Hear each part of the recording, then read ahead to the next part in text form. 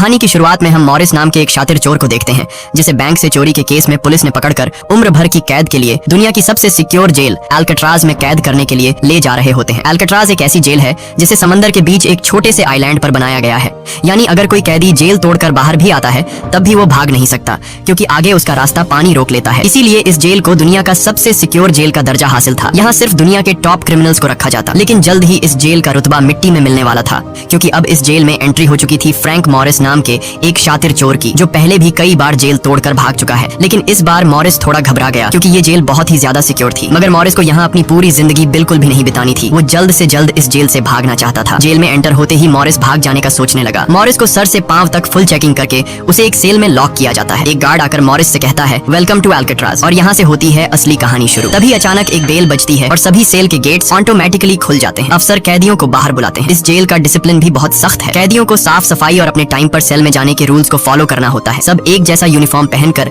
Line में breakfast खाने आ जाते हैं। मॉरिस के सामने लिटमस नाम का एक कैदी होता है। मॉरिस पूछता है कि मुझे तो कांटा ही नहीं मिला, अब मैं नूडल्स कैसे खाऊंगा। लिटमस उसे कहता है अबे ये तेरा घर नहीं है, जो तुझे मिला है उसे चुपचाप खा ले। तभी वुल्फ नाम का एक खतरनाक कैदी मॉरिस को चिढ़ाने लग जाता है। वुल्फ से जेल में हर एक कैदी तंग था। वो यहाँ हर एक कैदी पर अपनी मनमानी चलाता था और उस पर बलात्कार के ढेर सारे केस भी हैं। इस जेल में एक से बढ़कर एक खतरनाक कैदी रखे जाते हैं। यहाँ लिटमस मॉरिस से थोड़ा खाना मांगता है और इस दौरान मॉरिस उसे अपनी प्लेट दे देता है। जब मॉरिस टेबल के नीचे से देखता है तो उसे पता चलता है कि लिटमस खुद खाना नहीं खा रहा बल्कि वो चूहे को दे रहा है। रात को एक गार्ड मॉरिस को वार्डन के पास लेके जाता है। जब मॉरिस वार्डन के ऑफिस में पहुंचता है तो वार्डन मॉरिस से कहता है कि मैं जानता हूँ कि तुम बहुत ही शार्प माइंड हो और बहुत इंटेलिजेंट भी हो, लेकिन वो सब यहाँ किस काम का, क्योंकि तुम्हारे जैसे यहाँ कितने आए और गए पर यहाँ से कोई बच नहीं पाया। यहाँ कैदी बहुत ही स्ट्रिक्ट रूल्स फॉलो करते हैं। 2 महीने में एक बार ही कोई तुमसे मिलने आ सकता है और वो भी तब अगर मेरा मूड अच्छा हो। वार्डन बहुत ही सख्त इंसान है जो जरा सी गलती पर भी कैदियों को बहुत ही स्ट्रिक्ट पनिशमेंट देता है। वार्डन कहता है यहाँ से भागने का सोचना भी मत, नहीं तो तुम्हारे टुकड़े टुकड़े कर दिए जाएंगे। जिस पर मॉरिस जवाब देता है नहीं सर, आपके होते हुए यहाँ से कौन भागने का सोच सकता है। लेकिन असल में पहले दिन से ही मॉरिस के दिमाग में यहाँ से भागने की प्लानिंग शुरू हो चुकी थी। इस दौरान मॉरिस मौका देखते ही वार्डन का नेल कटर चुरा लेता है, जो वैसे तो बहुत ही छोटी सी चीज थी, पर मॉरिस को पता था कि अल्काट्राज जैसे जेल में इस छोटे से नेल कटर से भी बहुत बड़ा काम लिया जा सकता है। मॉरिस वापस सेल में आते ही इस नेल कटर को बाइबल में छुपा देता है। अगले दिन बाथरूम में वुल्फ फिर मॉरिस को परेशान करने लगता है, पर इस बार मॉरिस उसे छोड़ने वाला नहीं था। अब मॉरिस अपना असली रूप दिखाता है और उसे पकड़कर उसकी खूब धुलाई करता है। वुल्फ को पीटने के बाद अब मॉरिस का पूरे जेल में एक अलग रुतबा बन गया। हर कोई मॉरिस से डरने लगा। इसके बाद मॉरिस को लाइब्रेरी में काम दिया जाता है। वहाँ इंग्लिश नाम के एक आदमी से उसकी मुलाकात हो जाती है। वो इस जेल का सीनियर कैदी है। इंग्लिश को भी 2 आदमियों के कत्ल की वजह से उम्र भर की कैद सुनाई गई थी। उसने इस जेल में अपनी आधी जिंदगी गुजार दी थी। वो इस जेल के चप्पे चप्पे से वाकिफ है। उसे जेल की हर बात की खबर रहती है। उसे यह भी पता होता है कि आज सुबह मॉरिस और वुल्फ की लड़ाई हुई थी। वो मॉरिस को कुछ किताबें देता है जिन्हें मॉरिस को हर एक कैदी के सेल में पहुंचाना होता है। अगले सीन में खुले जगह को दिखाते हैं जहाँ कैदी कोई न कोई गेम खेल रहे होते हैं। तभी वो डॉक नाम का एक आर्टिस्ट से मिलता है जो खुद की पेंटिंग बना रहा होता है। डॉक एकदम सीधा साधा और डिसेंट इंसान है जो कई सालों से यहाँ सजा काट रहा है। उसे पेंटिंग करने का बहुत ही शौक था और अपना ज्यादातर वक्त वो पेंटिंग में ही लगाता। डॉक का कहना था कि अल्काट्राज जैसी जेल में कोई भी पागल हो सकता है, पर उसकी पेंटिंग की वजह से अब तक उसका दिमाग नॉर्मली चल रहा है। मॉरिस डॉक से पूछता है कि इस पेंटिंग में ये फूल क्यों बना के रखा हुआ है, तुम्हारी शर्ट में ऐसा तो कुछ नहीं। डॉक कहता है कि यह मेरी खुशी है जो सिर्फ पेंटिंग में है, मेरे मन में नहीं। उसके बाद मॉरिस जब अपने दाएं तरफ देखता है तो उसे ऊपर इंग्लिश दिखाई देता है। मॉरिस इंग्लिश की तरफ जाता है। जब मॉरिस उसके करीब जाता है तो उसके चेले मॉरिस को रोक देते हैं। तब इंग्लिश इशारा करता है कि अपना ही आदमी है, आने दो। मॉरिस उसके पास जाकर बैठ जाता है और तुरंत अपने दिल की बात छेड़ देता है। मॉरिस उससे कहता है कि यहाँ से बचने में आप मेरी मदद करेंगे। ये बात सुनकर इंग्लिश तो हंस पड़ता है। देखो बेटा, ये महज सिर्फ जेल नहीं है, ये हम सबकी कब्र है। यहाँ से निकलना है तो पहले हमें मरना पड़ेगा, तब जाके हमारी डेड बॉडी यहाँ से कब्रिस्तान तक पहुँच पाएगी। चलो मान भी लो कि तुम इन बड़ी दीवारों पर चढ़ भी गए और उसके बाद खतरनाक फोर्सेस को क्रॉस भी कर लिया और किसी जादुई शक्ति से तुम यहाँ के सैकड़ों गार्ड से बचकर जेल से बाहर भी निकल जाओ, तब भी यहाँ से भाग नहीं पाओगे क्योंकि आगे तुम्हारा रास्ता समुंदर रोक लेगा। इसलिए टाइम बर्बाद मत करो और चुपचाप सजा काट लो, कम से कम जिंदा तो बचे रहोगे। लेकिन मॉरिस अपने इरादे का पक्का था। वो हर हाल में इस जेल से भागना चाहता था। उस रात एक अफसर मॉरिस को बताता है कि तुम्हें कल से कारपेंट्री का काम दिया गया है, 1 घंटे का 50 सेंट्स दिहाड़ी भी दी जाएगी। मॉरिस फौरन इस काम के लिए राजी हुआ क्योंकि उसे लगा कि वहाँ उसे कोई ऐसा औजार मिल सकता है जिससे उसके भागने में काम आ सकता है। अगले दिन मॉरिस लिटमस से यहाँ से बचने का रास्ता पूछता है। लिटमस कहता है अरे ये तो बहुत ही आसान है, हर सेल में एक एयर वेंट होता है, उसके जरिए तुम छत पर पहुंच सकते हो, वहाँ से शायद तुम बच पाओ। और मॉरिस की बातों पर मुस्कुराते हुए वहाँ से चला जाता है। तब डॉक मॉरिस को खबरदार कर देता है कि वुल्फ तुम्हारी तरफ आ रहा है। तभी वुल्फ मॉरिस पर चाकू से वार करने आता है। मॉरिस अपना कोट हाथ में लपेटकर उसके साथ लड़ने लग जाता है। इतने में एक गार्ड उसे रोकने आता है तो वुल्फ गार्ड पर भी चाकू से वार कर देता है। अब मामला बिगड़ जाता है और वॉच टावर का गार्ड शूट करने लगता है। तब जाकर मॉरिस और वुल्फ लड़ना बंद करते हैं। मॉरिस को पता नहीं था कि वॉच टावर पर भी एक गार्ड है। वो अब एक एक करके इस जेल की हर बात को नोटिस करने लग जाता है। मॉरिस और वुल्फ को गार्ड्स डी ब्लॉक में ले जाते हैं जहाँ रात भर कैदियों को अंधेरे में रखकर टॉर्चर किया जाता है। ये एक ऐसा सेल था जहाँ कोई भी कैदी नहीं जाना चाहता था। जाने से पहले वुल्फ मॉरिस को धमकाता है कि बेटा तेरी मौत तो मेरे हाथों होगी। उस रात मॉरिस को तरह तरह के टॉर्चर्स सहने पड़ जाते हैं, जिससे उसकी हालत काफी खराब हो जाती है। 2 हफ्ते तक इस अंधेरे वाले सेल में रहने के बाद उसे वापस उसके सेल में लेके आते हैं, जहां लिटमस अपने पालतू चूहे से मॉरिस को एक नोट भेजता है जिसमें लिखा होता है वेलकम बैक मॉरिस। एक दिन चार्ली नाम का एक नया कैदी आता है जिसे मॉरिस के पास वाले सेल में रखा जाता है। मॉरिस और चार्ली में जल्दी दोस्ती हो जाती है। मॉरिस फिर उसे अपने दूसरे दोस्तों से भी मिलवाता है। उसी समय वार्डन बिना किसी को बताए हर एक कैदी के सेल को चेक करता है। जब वो डॉग के सेल में जाता है तो डॉग के सेल में उसके बनाए हुए कई पेंटिंग्स होते हैं। वार्डन हैरान रह जाता है कि दिन ब दिन उसकी पेंटिंग तो बढ़ती जा रही है। डॉग ने वार्डन की पेंटिंग भी बना के रखी होती है। उसे देखकर वार्डन मुस्कुराने लग जाता है, लेकिन पता नहीं क्यों अगले दिन वार्डन डॉग के सेल में बनाई गई सभी पेंटिंग्स को बाहर फेंकने का गार्ड्स को ऑर्डर देता है। वार्डन के इस फैसले ने डॉग को अंदर से पूरी तरह तोड़ दिया, क्योंकि डॉग सिर्फ अपनी पेंटिंग के ही सहारे जिंदा था। वह अपने हर एक बनाए हुए पेंटिंग से बहुत प्यार करता था, क्योंकि यहाँ उसकी सिर्फ एक ही खुशी थी और वो भी उस बेचारे से छीन ली गई। मॉरिस उसे समझाता है कि कोई बात नहीं, वो सिर्फ पेंटिंग ही तो थी, तुम और भी बना सकते हो। लेकिन डॉग इस सदमे से बाहर नहीं आ पा रहा था। अगले दिन उसे देखकर मॉरिस गार्ड से कहता है कि प्लीज डॉग पर नजर रखिए, वो बहुत ही परेशान दिख रहा है, कहीं वो खुद को नुकसान न पहुंचा ले। फिर गार्ड मॉरिस को कहता है तुम अपने काम से काम रखो। डॉग को भी मॉरिस के साथ कारपेंटर का काम दिया जाता है। तभी डॉग छुपकर मॉरिस की जेब में कुछ रख देता है। उसके बाद वो एक गार्ड को बुलाता है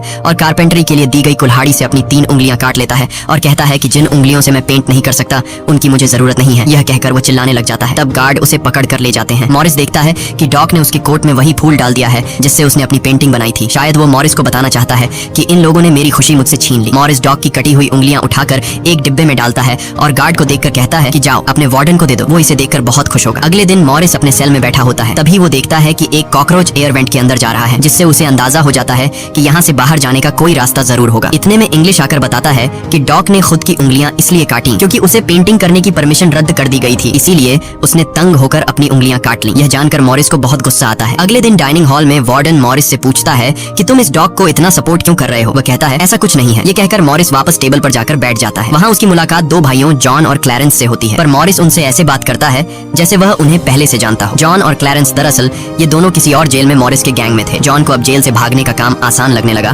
क्योंकि ये दोनों भाई मॉरिस की तरह शार्प माइंड थे और अब ये तीनों जेल से भागने की प्लानिंग करने लगे। दोपहर को चार्ली की गर्लफ्रेंड उससे मिलने आती है। दूसरी तरफ इंग्लिश की बेटी उससे मिलने आई होती है। इंग्लिश अपनी बेटी को देखते ही उसकी आंखों में आंसू आ जाते हैं, क्योंकि उसकी बेटी उसकी गैर मौजूदगी में काफी बड़ी हो चुकी थी और इंग्लिश को अपनी बेटी का बचपन न देख पाने का बहुत अफसोस था। दूसरी तरफ चार्ली को उसकी वाइफ बताती है कि तुम्हारी माँ बहुत बीमार है और डॉक्टर कहते हैं कि वह 1-2 महीनों से ज्यादा नहीं बच पाएंगी। ये बात सुनकर अब चार्ली भी अल्काट्राज से भागने का सोचने लगता है और इतने में गार्ड आकर कहता है कि बात करने का समय खत्म हो चुका है। अब चार्ली बहुत परेशान होता है। वह उस रात मॉरिस से कहता है कि अगर तुम यहाँ से भागने का प्लान बनाओ तो मुझे भी शामिल कर लेना। अगले दिन मॉरिस, चार्ली, जॉन और क्लैरेंस की मीटिंग होती है। तब मॉरिस उन्हें बताता है कि हर सेल का एयर वेंट ऊपर छत पर खुलता है और दूसरी बात ये कि ये जगह खारे पानी से भरे समुद्र के बीच है, जिसकी वजह से दीवारें कमजोर हो गई हैं। मेरे पास एक नेल कटर है और मैंने खुदाई पहले से शुरू भी कर दी है। अगर मैं थोड़ा थोड़ा करके खोदूं और एक छोटा सा टनल बनाकर छत पर पहुंच जाऊं तो इस जगह की जांच करने के बाद पता चल जाएगा कि यहाँ से कैसे भागा जा सकता है। जॉन पूछता है कि रात को अगर गार्ड्स को पता चल गया कि तुम अपने सेल में नहीं हो तो उन्हें शक नहीं होगा क्या। तभी क्लैरेंस बताता है कि इस मसले का हल मेरे पास है। वो कहता है कि यहाँ मेरे पहचान का एक बार्बर है जो कैदियों के बाल काटता है। वह हमें बाल सप्लाई कर सकता है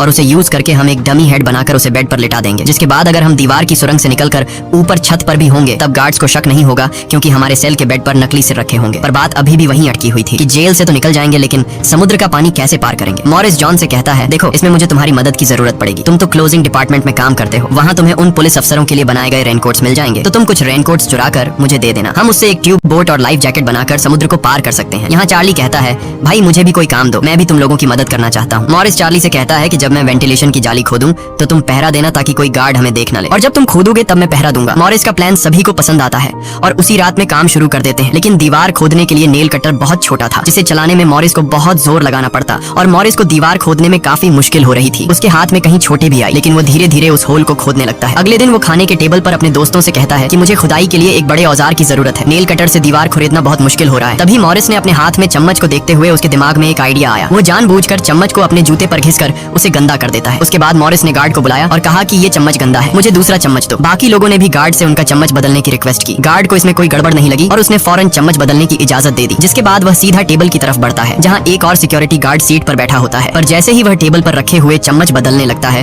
तो जॉन ने वहाँ मौजूद गार्ड को बातों में उलझा लिया, जिसका फायदा उठाते हुए मॉरिस ने एक के बजाय 2 चम्मच उठा लिए और एक को जेब में छुपा कर रख दिया, जिसके बाद वह सीधा अपने सेल में चला जाता है। रात को इंग्लिश उसे बुक देने आता है तो मॉरिस पूछता है कि क्या यहाँ पर वेल्डिंग करने वाला कोई इक्विपमेंट मिलेगा। इंग्लिश समझ जाता है कि मॉरिस के सिर पर अब भी जेल से भाग निकलने का भूत सवार है। वह कहता है कि मैं तुम्हें पहले भी बता चुका हूँ कि तुम्हारी कोशिश बेकार हो जाएगी, क्योंकि तुम पकड़े जाओगे और शायद अपनी जान भी गंवा दोगे। इतने सालों में मुझे कभी भागने का ख्याल नहीं आया, क्योंकि मैं जानता हूँ ये इम्पॉसिबल है, लेकिन तुम तुम जिद्दी हो तो मैं क्या कर सकता हूँ, करो कोशिश। लेकिन मॉरिस को उसकी वार्निंग का कोई फर्क नहीं पड़ता। वह अगले दिन लिटमस से माचिस मांगता है और कहता है कि अगर आप मेरी मदद करेंगे तो मैं आपके चूहे को अपने हिस्से का खाना हर रोज दूंगा। लिटमस खुश होकर ये डील मान जाता है क्योंकि लिटमस को चूहा बहुत पसंद था। उसी रात लिटमस मॉरिस को अपने माचिस पास कराता है। मॉरिस नेल कटर के एक हैंडल को निकालता है जिससे वह एक छोटा सा बेलचा बनाने जा रहा होता है। फिर वह चम्मच को तोड़कर नेल कटर की हैंडल से जोड़ लेता है। फिर माचिस चलाकर दोनों को अच्छी तरह से वेल्ड करके एक नुकीला औजार तैयार कर लेता है। बस फिर क्या था, वो वेंट के चारों ओर खुदाई शुरू करता है। चार्ली पहरा देता है। अगर कोई गार्ड उस तरफ आया तो वह तुरंत सीटी मारकर मॉरिस को सिग्नल देगा। पर पहरा देते देते चार्ली की आंख लग जाती है और तभी वहाँ पर एक गार्ड आता है। पर खुशकिस्मती से एन वक्त पर इंग्लिश ने बीच में आकर उस गार्ड का ध्यान भटकाया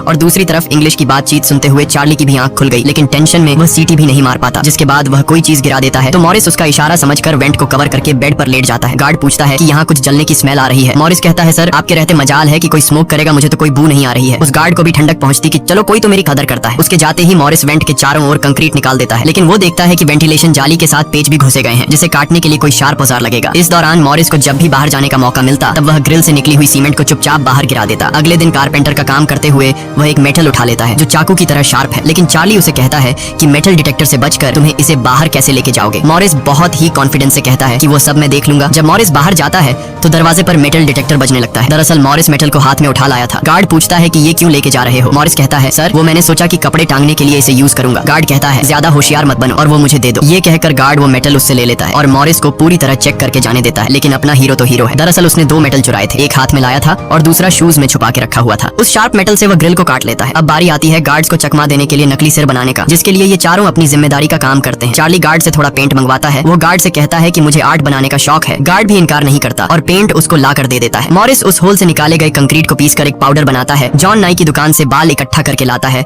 और क्लैरेंस लाइब्रेरी से पुरानी किताबें इकट्ठा कर लेता है। सारा सामान इकट्ठा होने के बाद मॉरिस पानी और पुराने मैगजीन का इस्तेमाल करके एक डमी सिर बनाने लगता है जिसके ऊपर पेंट और नकली बाल लगाकर बिल्कुल रियल दिखने वाला एक नकली सिर तैयार कर लेता है। साथ ही साथ मॉरिस ने अपने प्लान को और मजबूत करने के लिए नकली कार्डबोर्ड बनाए जिससे कोई शक नहीं कर पाएगा कि सामने की दीवार में किसी ने सुरंग बनाई है। एक रात मॉरिस ने अकेले ही ऊपर जाने का फैसला किया जिसके लिए उसने अपनी बनाई गई नकली खोपड़ी को बेड पर रखा और उसे गर्दन तक कंबल से ढक लिया। जिसके बाद वह नकली कार्डबोर्ड लेकर सुरंग से बाहर निकल आता है। वहाँ मॉरिस पाइप्स को पकड़कर धीरे धीरे ऊपर छत पर चढ़ जाता है। दूसरी तरफ चार्ली बाहर पहरा दे रहा होता है। छत पर पहुंचने के बाद मॉरिस देखता है कि वहाँ ऊपर एक लोहे का ग्रिल है जिस तक वह कूद कर भी नहीं पहुंच पाता। इसी बीच एक गार्ड आता है और चार्ली से पूछता है कि इतनी देर रात तक तुम पेंट क्यों कर रहे हो और तुम्हारा दोस्त मॉरिस आज इतनी जल्दी क्यों सो गया। चार्ली कहता है कि जी सर, आज मॉरिस कारपेंटरी का काम करते हुए थक गया था इसलिए वह जल्दी सो गया। तभी अचानक गार्ड के हाथ से उसकी लाठी नीचे गिर जाती है। उसे उठाते हुए वो देखता है कि मॉरिस के बाल बहुत अजीब दिख रहे हैं। अब चार्ली डर के मारे कांपने लगता है कि आज तो काम से गए। गार्ड मॉरिस के सेल के अंदर हाथ घुसाकर उसके बाल टच करता है तो मॉरिस पूछता है क्या हुआ सर, मेरे बाल इतने खूबसूरत हैं क्या। लकीली एन वक्त पर मॉरिस नीचे आकर वहाँ लेट गया था। अगले दिन मॉरिस अपने साथियों को बताता है कि छत पर एक रास्ता है लेकिन उसे एक ग्रिल से बांध के रखा हुआ है और वह ग्रिल बहुत ऊंचाई पर है। मुझे एक और साथी की मदद चाहिए। तब जॉन कहता है कि मैंने अपना वेंट पूरी तरह खोद दिया है, आज रात मैं भी वहाँ पहुँच जाऊंगा, दोनों मिलकर ग्रिल को खोलेंगे। उसी रात मॉरिस और जॉन अपने वेंट्स के जरिए छत पर पहुँच जाते हैं। जॉन मॉरिस को उठाता है और मॉरिस ग्रिल को पकड़ लेता है। जॉन देखता है कि यह लोहे का ग्रिल बहुत ही मजबूत है और उसे पूरी तरह से वेल्ड किया गया है। उसे निकालने का एक ही रास्ता है और वह है इसे ड्रिल मशीन से काटना। अगले दिन म्यूजिक क्लास में सभी अपनी अपनी मर्जी का इंस्ट्रूमेंट बजा रहे होते हैं। तभी मॉरिस की नजर वहाँ रखे एक छोटे से पंखे पर पड़ती है जिसे देखकर मॉरिस को लगता है कि वह इस पर काम करके एक ड्रिल मशीन बना सकता है। जिसके लिए वह चार्ली से कहता है कि तुम किसी तरह करके इस पंखे को यहाँ से छुपा लो। चार्ली बड़ी आसानी से इस छोटे से पंखे को अपने इंस्ट्रूमेंट बॉक्स में छुपा कर रख देता है। जब चार्ली बाहर आता है तो गार्ड्स उसके इंस्ट्रूमेंट बॉक्स को चेक भी करते हैं लेकिन उन्हें पंखा नहीं नजर आता और चार्ली को जाने दिया जाता है। वह पंखा जैसे ही मॉरिस के हाथ लगता है तो मॉरिस उस पर काम करना शुरू कर देता है और कई घंटों बाद मॉरिस उस पंखे से एक ड्रिल मशीन तैयार कर लेता है। उस रात मॉरिस और चार्ली छत पर चढ़कर उस लोहे की रोड को ड्रिल मशीन से काटने लग जाते हैं। ड्रिल मशीन की आवाज काफी तेज थी जो कि ड्रिल की आवाज को सुनकर गार्ड्स ऊपर आने लगते हैं लेकिन तब तक मॉरिस ग्रिल का एक रोड काट देता है और ड्रिलिंग की आवाज बंद हो जाती है। ड्रिल की आवाज बंद होने के बाद गार्ड उसे नजरअंदाज करके वापस चला जाता है। अब इन चारों ने भागने के लिए अपने सभी रास्ते खोल दिए थे जिसके बाद वह मंगलवार की रात को दुनिया की सबसे सिक्योर जेल एल्काट्राज से भागने वाले थे जिससे आज तक कोई भी नहीं भाग पाया था। अगले दिन फिर उनकी मीटिंग होती है और वह भी मूवी हॉल में जहां सब मूवी देख रहे होते हैं। मूवी की आवाज के बीच मॉरिस जॉन और क्लैरेंस से पूछता है कि क्या तुम्हारा वेंट तैयार हुआ है और उन रेनकोट्स का क्या हुआ जिससे हम ट्यूब बोट्स और लाइफ जैकेट्स बनाने वाले थे। वह बताते हैं कि सब तैयार है, हमारा डमी सिर भी एकदम रेडी है, बस बच निकलने की देरी है। अगली सुबह नाश्ते के दौरान मॉरिस ने डॉग की दिए हुए फूल को टेबल पर रखा। वार्डन ने जब इस फूल को देखा तो वार्डर उनकी टेबल पर आकर वहाँ रखे हुए फूल को मसल देता है। ये देखकर लिटमस को बहुत गुस्सा आता है क्योंकि ये फूल डॉग का फेवरेट था और डॉग मर चुका था। लिटमस तो गुस्से में उस पर हमला करता है कि एक तो तुमने डॉग को मार दिया और दूसरी तरफ तुम उसकी दी गई एक छोटी सी निशानी को भी नहीं छोड़ रहे हो। लेकिन जैसे ही वह वार्डन पर हमला करता है उसे अचानक हार्ट अटैक आ जाता है और वह नीचे गिर पड़ता है। मॉरिस को वार्डन पर बहुत गुस्सा आता है और चारों उसी रात बच निकलने का फैसला करते हैं। मॉरिस आधी रात का इंतजार कर रहा होता है ताकि गार्ड्स का पहरा जरा कमजोर हो जाए तो हम आसानी से बच निकल पाएंगे। तभी मॉरिस के सेल में इंग्लिश उसे कुछ बुक्स देता है तो मॉरिस कहता है कि आखिरी बार तुमसे हाथ मिलाना चाहता हूँ। इंग्लिश समझ जाता है कि मॉरिस ने यहाँ से बचने का पक्का प्लान बना लिया है। वह चुपचाप यहाँ से चला जाता है, लेकिन फिर जो होता है वह मॉरिस ने बिल्कुल भी नहीं सोचा था। वार्डन अचानक उसके सेल को चेक करने आता है, जैसे वार्डन को किसी ने उसके प्लान के बारे में बता दिया हो। मॉरिस बहुत ज्यादा घबरा जाता है क्योंकि इतने महीनों की मेहनत के बाद उसकी मेहनत पर पानी फिरने वाला था। वार्डन ने मॉरिस के सेल के हर एक कोने को चेक करने का हुक्म दिया। गार्ड मॉरिस के सेल की हर एक चीज को चेक करता है, लेकिन मॉरिस कोई आम कैदी नहीं था कि उसने कोई छोटा मोटा प्लान बनाया था, बल्कि उसने एकदम साफ और परफेक्ट प्लान बनाया था जिसे वार्डन तो क्या बल्कि वार्डन का दादा भी नहीं पकड़ सकता था। यहाँ तक कि गार्ड ने जब खास उस जगह से सूटकेस हटाया जहाँ मॉरिस ने सुरंग करके भागने का रास्ता बनाया था, तो वहाँ भी मॉरिस नहीं पकड़ा गया क्योंकि उसने पहले से ही एक नकली कार्डबोर्ड बनाकर दीवार में बिल्कुल बारीकी से फिट कर लिया था। जब वहाँ कुछ नहीं मिलता तो वार्डन और गार्ड चले जाते हैं, लेकिन गार्ड बताता है कि मॉरिस और चार्ली रात भर बातें करते रहते हैं, मुझे तो दाल में कुछ काला लग रहा है। वार्डन कहता है ठीक है, कल तुम मॉरिस का सेल चेंज कर दो जिससे वो दोनों न साथ रहेंगे और न ही बात कर पाएंगे। अगले दिन ब्रेकफास्ट के टाइम पर वुल्फ मॉरिस को फिर धमकाता है और मॉरिस से कहता है कि आज रात तुम्हारी आखिरी रात होगी। मॉरिस अपने साथियों से कहता है कि यह गधा ठीक कह रहा है, आज रात यहाँ मेरी आखिरी रात ही होगी। लेकिन दोपहर को ही वुल्फ मॉरिस पर चाकू से वार करने जाता है, तभी इंग्लिश बीच में आकर वुल्फ को पकड़ लेता है। दरअसल इंग्लिश भी मॉरिस की मदद करना चाहता है, वह कामयाब हो या ना हो, लेकिन इंग्लिश मॉरिस के काम में मदद करना चाहता है। उस रात मॉरिस, जॉन, क्लैरेंस और चार्ली ने अपने अपने वेंट के रास्ते से निकलकर ऊपर छत पर मिलने का फैसला किया। यहाँ तो चार्ली अपने साथियों के साथ भागने के लिए राजी हो जाता है, लेकिन फिर जैसे ही वह सेल में पहुंचता है तो उसे घबराहट होने लगती है। सेल में अकेला बैठकर उसने प्लान में शामिल न होने का फैसला किया और उसके बाकी 3 साथी अपने अपने वेंट के रास्ते से निकलकर ऊपर छत तक पहुंच जाते हैं। वह तीनों काफी देर तक चार्ली का इंतजार करते हैं, लेकिन काफी टाइम गुजरने के बाद जब उन्हें लगता है कि चार्ली नहीं आएगा तो वह चार्ली को छोड़कर निकलने का फैसला कर लेते हैं। वह तीनों अपने प्लान के मुताबिक आगे बढ़ने लगे, लेकिन इधर चार्ली की आंखों के सामने उसकी आजादी का सपना दूर होता जा रहा था। वह तीनों धीरे धीरे सर्चलाइट से छुपकर भागने लगे। इस तरह से वह छुप छुप कर बिल्डिंग के एंड पर पहुंच जाते हैं। तभी सेल में बैठे चार्ली के दिल में जोश आता है और वह भी भागने का इरादा कर लेता है। वह अपने वेंट के रास्ते से निकलकर ऊपर छत तक पहुंच जाता है, लेकिन अब बहुत देर हो चुकी थी क्योंकि वह अकेला वहां ऊपर के उस दरवाजे तक नहीं पहुंच पा रहा था। यानी उस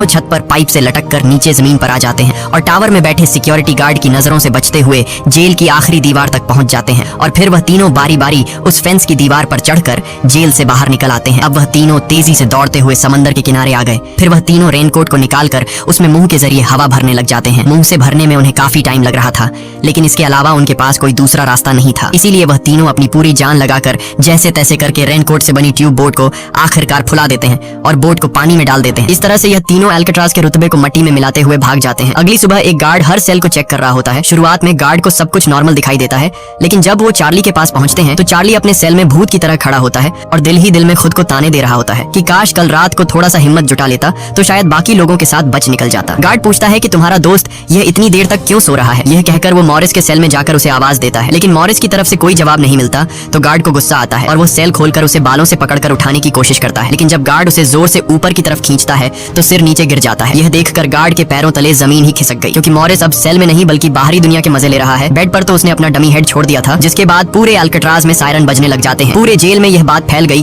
कि जेल से कुछ कैदी भाग चुके हैं, जिसके बाद वार्डन जेल के चप्पे चप्पे में उन तीनों को ढूंढने लगता है। जब वो तीनों जेल के अंदर नहीं मिलते तो वार्डन समुद्र में एक सर्च ऑपरेशन चलाता है। वार्डन को यकीन नहीं होता कि वो तीनों बच निकल गए।